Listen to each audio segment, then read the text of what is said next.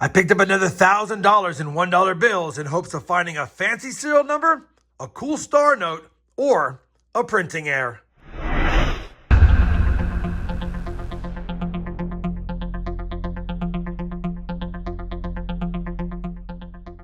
Hey everyone, it's Rob Finds Treasure. Welcome back to my channel. We have another $1,001 bill search today. I've got 5 Federal Reserve straps. You can tell by the strap that's used on them, and 5 teller straps. They're from the same bank, but they didn't have 10 Federal Reserve straps, so I took whatever they had.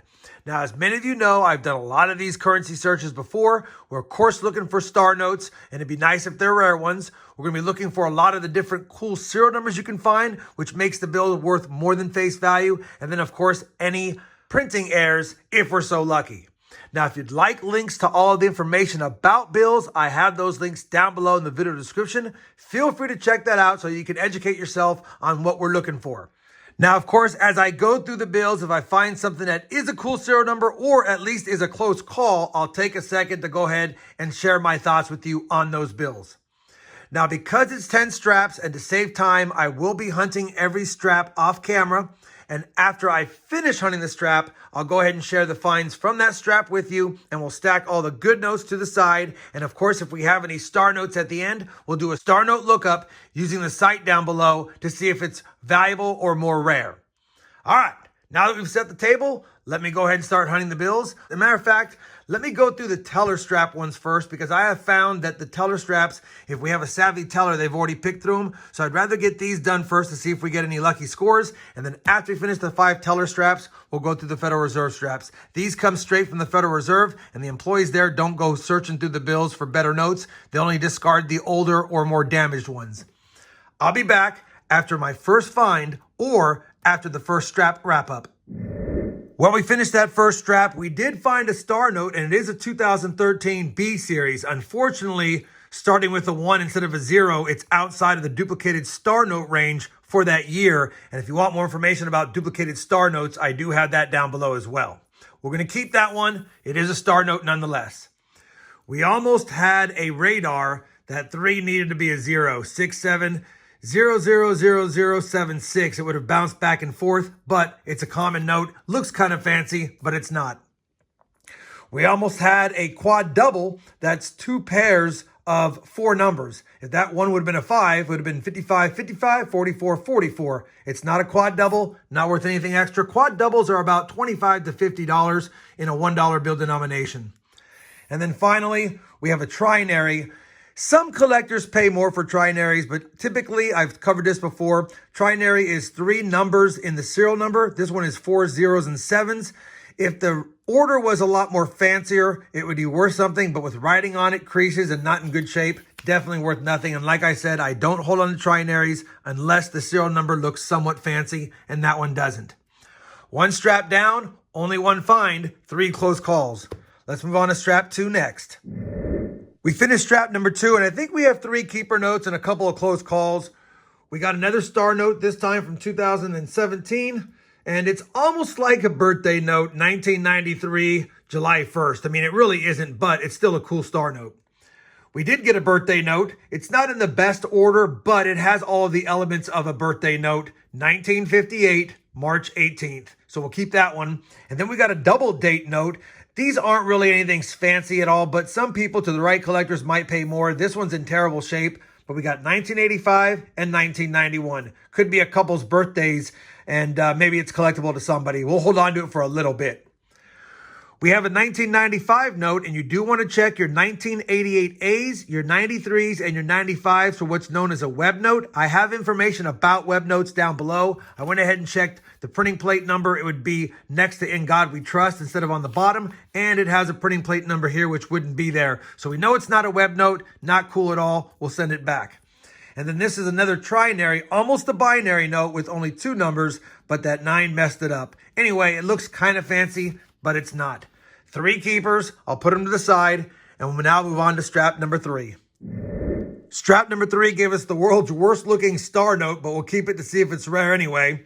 And then another pretty much a birthday note, and I know many of you are going to say it's not in the right order, but to the right collector, they'll take it. We got a 1995 August 22nd. Again, not in the right order, but I still hold on to these because you never know if someone's been searching for their birthday note forever, and this will be a close call, maybe a holder until they find a proper dated one.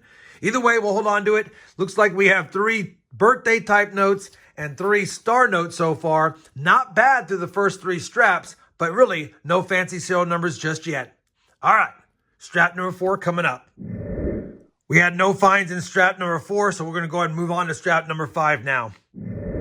Strap number 5 has been hunted, and it gave us our 4th star note, a 2017 K-Series, and another one of those off-order birthday notes, 2015, July 1st. I guess you could look at it as January 7th either, but probably July 1st is a better way to look at it. Still not in the right order, but I'll hold it. And then another almost radar note, 0608, 0680. We needed those last 2 0 and 8s reversed, and we would have had a nice little radar note. 2 keepers, 1 goes back. Onto the second strap of 5. We're on strap 6 now. Before I hunt the next 5 straps, I forgot to mention these are now the Federal Reserve straps, wrapped at the Federal Reserve. These are wrapped, looks like November 7th of 22, and based on the date on some of these were December 7th of 22. All right, now on to the hunt. Strap number 6 was a bust. Strap number 7 coming up. Strap number 7 gave us our 5th star note, and that makes 5 star notes through 7 straps. Typically, I average 1 per strap, so we would need to find 5 more in the last 3 straps. We better start looking. Here comes strap number 8. Strap number 8 was a decent strap, gave us 2 more star notes, so now we have 7 through 8 straps, and another almoster, 7127, 9127. Almost a repeater again. That 9 messed it up, as usual.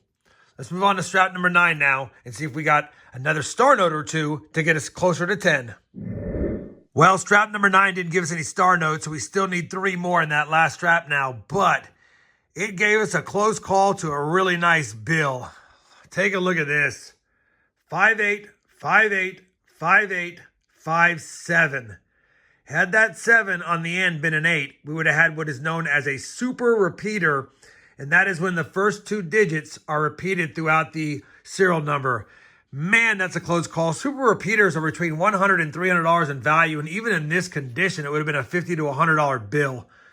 That's a close call. I'm probably going to keep it anyway because it's the closest I've ever been to a super repeater, so I'll hold it to the side, but technically no fines in the 9th strap. Let's move on to strap number 10, hope for some star notes or a fancy serial number. Well, Lady Luck was on our side because the 10th strap gave us 4 star notes, which put us at 11 now, and that's 1 more than I usually get because we usually get 1 per every strap or 1 every 100 bills. So 11 star notes. We got a 13, a 17, and 2 17A series. We'll check all the star notes at the end here in just a moment to see if we have any rare ones. Yet again, another close call to a repeater. 7304, 1304. Needed that 1 to be a 7. That's no good. We'll send it back. 11 star notes, 4 birthday notes, and almost a super repeater. Man, let me go ahead and get the star notes organized. I'll bring up the star note lookup site, and I'll let you know in just a second if we have any rare ones. And if we do, I'll give you an approximate value of them.